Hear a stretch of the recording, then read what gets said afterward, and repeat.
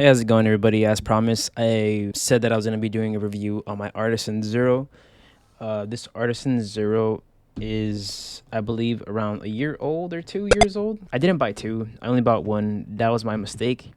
If I knew that it was cheaper to buy two than one, I would have bought in the Heian and the Zero.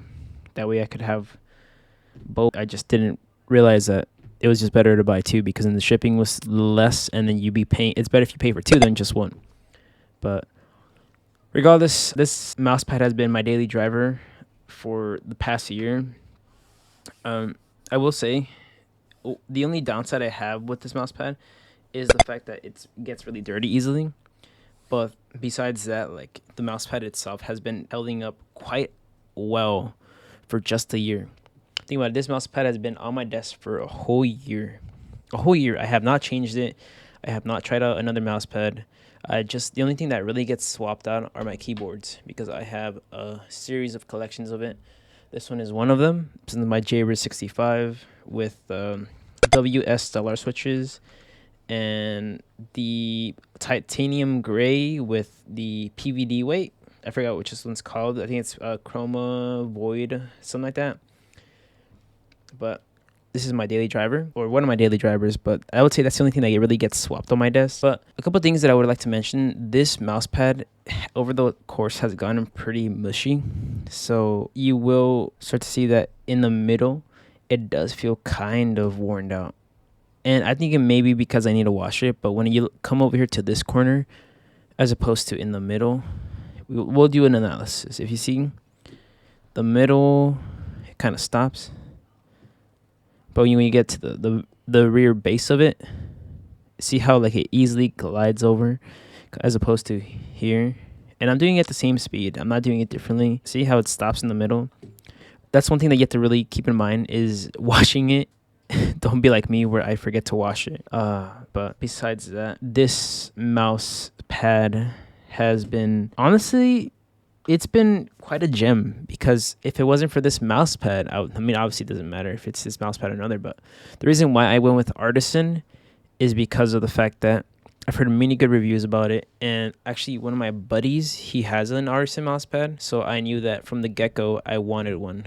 Like, I don't know, it took my friend to have one in order for me to decide to get one too.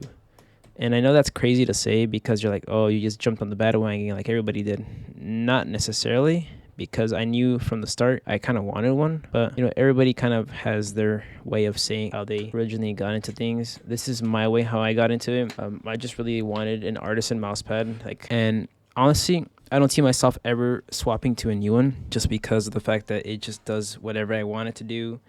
And Valorant, I obviously love how it feels. I don't feel like my aim is kind of messing around. To be honest, the least of my worries is my aim. And I'm playing Valorant, that's the least of my worries, to be honest, because I already know that I shouldn't be worried. I have such a good mouse pad for that. That's like the least of my worries when it comes to gaming. I would say if you wanted a speed pad, this is definitely not the go for you. And Artisan Zero is primarily targeted towards those who want to compete in FPS or like FPS gaming. And if you're wondering what FPS games apply, definitely, I would say if you're playing Overwatch / Fortnite, this pad may not be for you because you might want to get a speed pad just so you could play a lot better. But I feel like you could still get away with using this in Overwatch because I use it in Overwatch. And also, I was going to say maybe another game which I guess you could say you could use this in is in that one new game that came out that kind of reminds me of Call of Duty. And I guess you could say, I forgot what it's called, Lethal Company?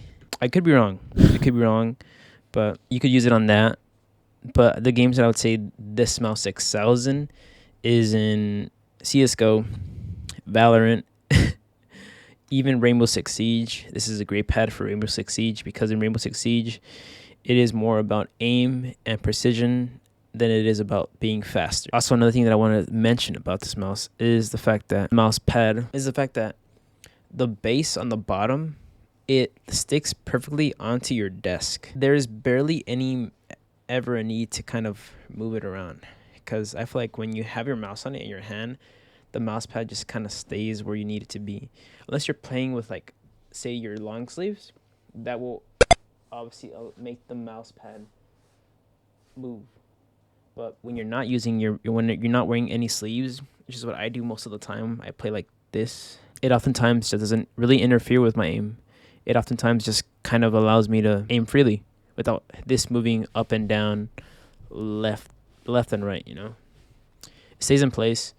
And not to mention the stitching on this. That's one thing that I guess you could say they get applaud for, is their stitching and their overall coating. Will you say that this mouse pad is the best in terms of coating? To beg to differ, I would say yes, but that's pretty biased of me to say because I've only ever used this pad. I've never used any other pads. It's solely been this pad, and I'm not sure. I'm not sure until when I might get a new mouse pad, but that doesn't really seem to kind of fit the budget right now.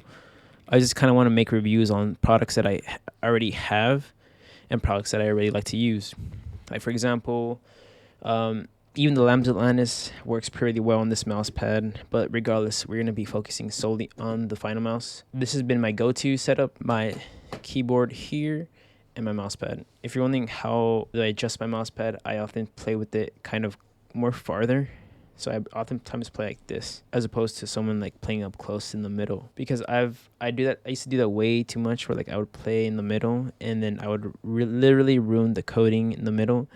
I just feel like I just need to wash it. But if you guys are also wondering which version of this mouse pad is, it's the XSOFT version. I think I already stated that earlier, but I'm just doing it again just to kind of clarify again. I haven't tried out any of the other sort of, I guess you could say, softnesses. I know it goes up to from extra soft, medium, and hard, I believe. Correct me if I'm wrong. I'm also put up another list on it right here. But as you can tell, this is, maybe it's a lot more mushier. That's why I've always wanted to kind of go with the extra soft. But yeah, that's really why I went with this version of it and why I went with the Artizan. Hope you guys enjoyed the review. I know it was all over the place, but I'm still trying to get into kind of doing reviews, and this is the best way I could do it so. But yeah, this mouse pad is probably my go-to, and it will continue to be my go-to until I for sure get some more mouse pads. But in the meantime, I'm going to try my best to upload more often. It's honestly kind of hard, especially with my schedule right now and work. But I would try my best, especially when it comes to editing. Editing is the fun part about this whole review analysis. But yeah, hope you guys enjoy. Feel free to leave a comment, subscribe, and let me know how your pad has been kind of holding up. And honestly, just comment down below which pads is your main. I low-key would like to know like which pads you would most likely recommend me to try out, and just to kind of get a glimpse of what everybody's like, go-to is. Like, even budget pads, I would really like to look at more budgetable pads that are pretty good, especially in today's market. I know there's a lot, but yeah, go ahead and leave a comment and subscribe.